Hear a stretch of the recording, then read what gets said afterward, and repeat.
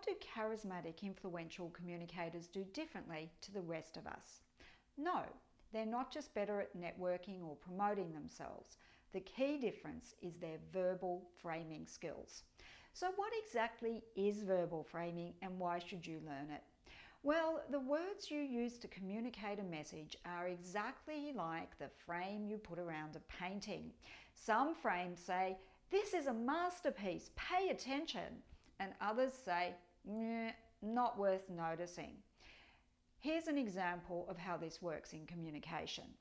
You're trying to persuade a colleague to see things your way. Now, you could focus on what's in it for you by saying, "If we do this, I'll meet my objectives more easily." Or you could say, "If we do this, it will make you look good and it will help you to get ahead." Now, which do you think is going to grab your colleague's attention? Which is most likely to be successful?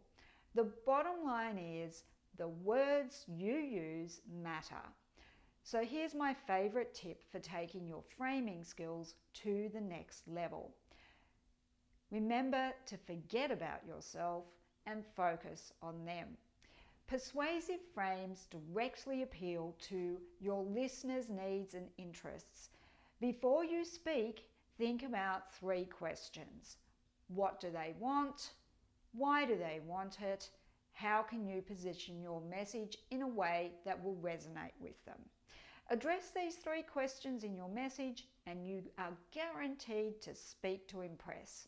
So in conclusion, remember that words really do matter. And if you found this video helpful, I'll be posting more soon. So follow this page to get more tips for being a confident, high impact leader.